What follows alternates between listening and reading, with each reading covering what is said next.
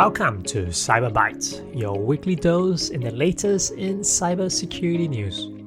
I'm your host, Edwin Kwan, and today's stories cover from New South Wales taking legal stand against AI-generated deepfakes to robot vacuums leaking data across thousands of homes. And we also got a developer stuck with an $82,000 Google bill, a local AI tool that got hijacked through a simple browser trick, and rising hacktivist activity ripping through the Middle East. It's a busy week in cybersecurity, so let's get right into it. First up, if you're in New South Wales, this one is pretty close to you.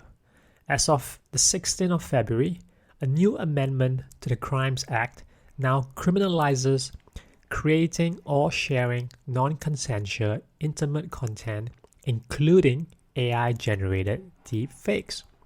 So if someone digitally edits a person's face onto explicit content or shares intimate images without consent, it's now a criminal offense.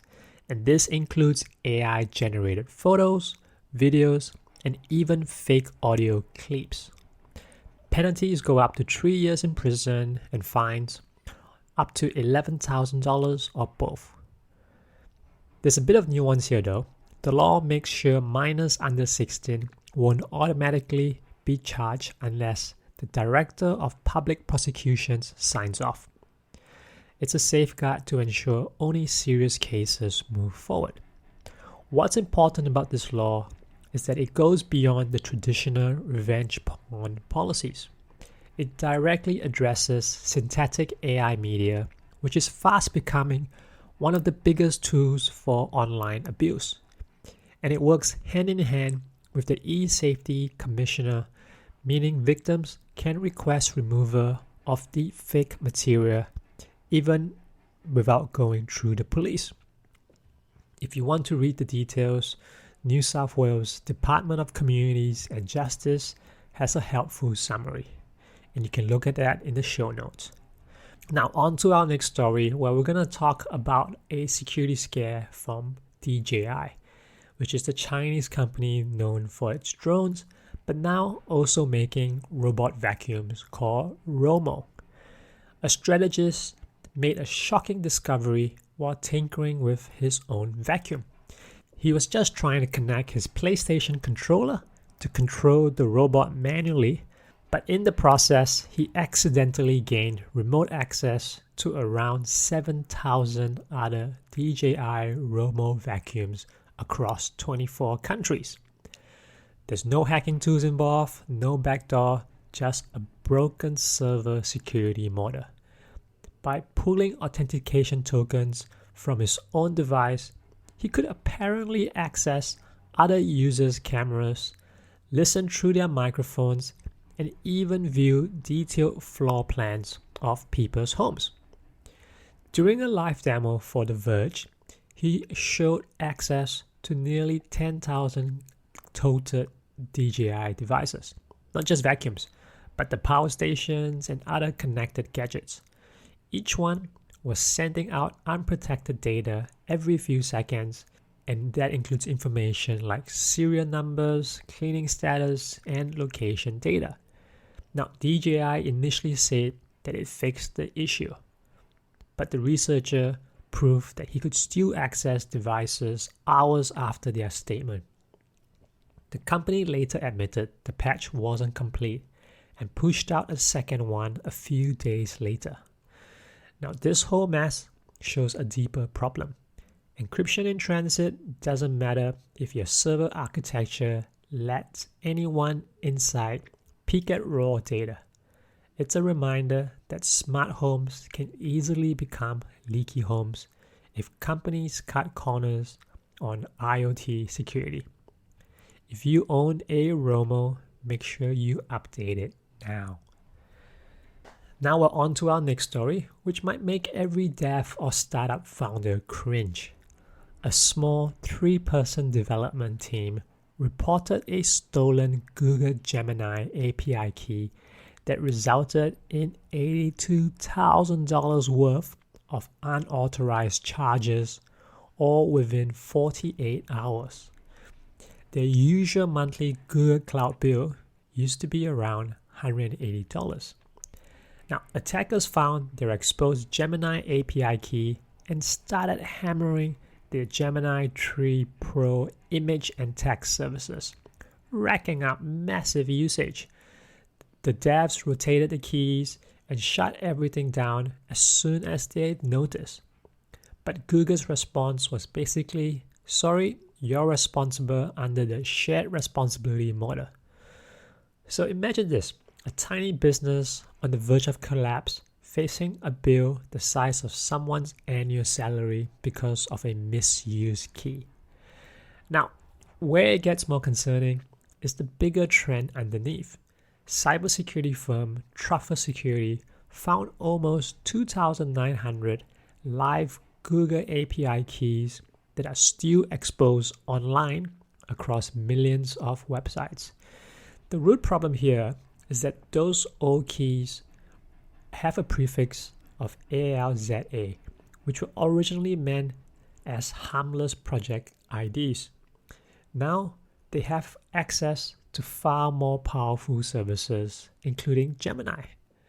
Some of these keys were embedded in public HTML years ago for things like Google Maps. The developers didn't know those same keys could now access paid Gemini endpoints when the AI services were added to the platform. After researchers showed that even Google's own repositories were affected, Google reclassified the issue from a customer config error to a bug. It's mostly fixed now, but the episode shows an uncomfortable truth. Old credentials can suddenly become high-value attack targets when systems evolve faster than their security policies. So if you're a developer, take this as your cue. Audit your API keys regularly and lock them behind usage limits. Now, on to our fourth story, where we will tie into a new wave of AI agent tech and the risk that comes with it.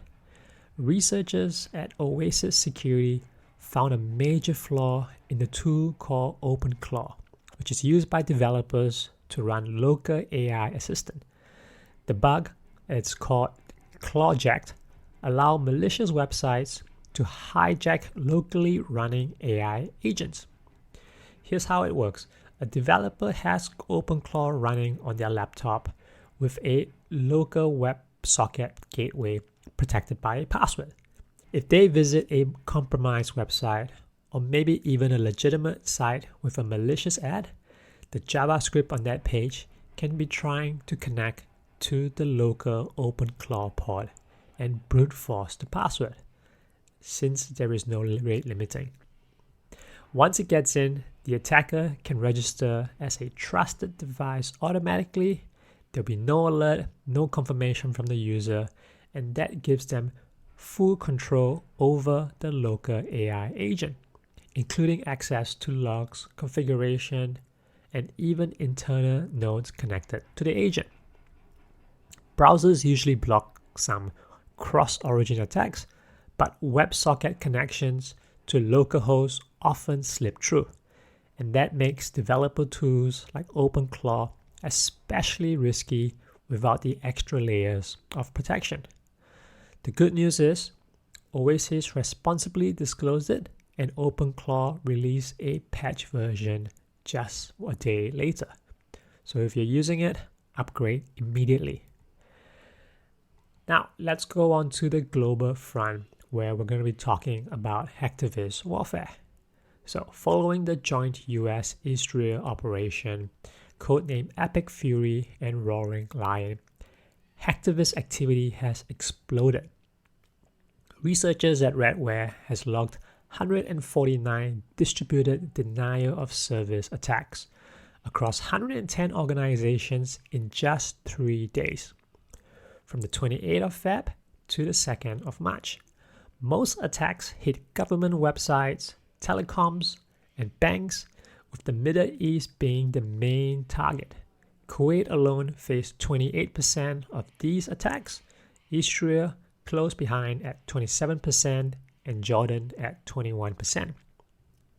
Two groups, the Chemos Plus and the Dynet, were behind 70% of all activity. These collectives usually frame their actions as political protests, but often overlap with state-linked operations. There were also claims of direct intrusions. Pro-Russian groups like Cardinal and Russian Legion said they breached parts of Israel's military defenses, including targeting data from the Iron Dome system. Meanwhile, phony red alert apps were deployed to deliver spyware to Israeli citizens. And in a coordinated move, Iranian groups apparently struck Saudi Aramco and a major AWS data center, likely to cause broader economic ripple effects. This is cyber warfare blending seamlessly with traditional conflict. State cyber arms and hacktivists collaborating intentionally or not. Now, speaking of Iran, Checkpoint Research released findings that multiple Iranian threat groups are now going after internet-connected surveillance cameras across the Middle East, particularly cameras made by Hikvision and Dahua. They've launched hundreds of exploitation attempts across Israel, Qatar, Kuwait, the UAE, and even Cyprus and Lebanon since hostilities began on the 28th of February. The goal is likely reconnaissance before physical operations. There's actually some precedence here. During the 2025 Iran-Israel conflict, Iranian hackers compromised a street camera facing a particular area just before it was hit by a missile.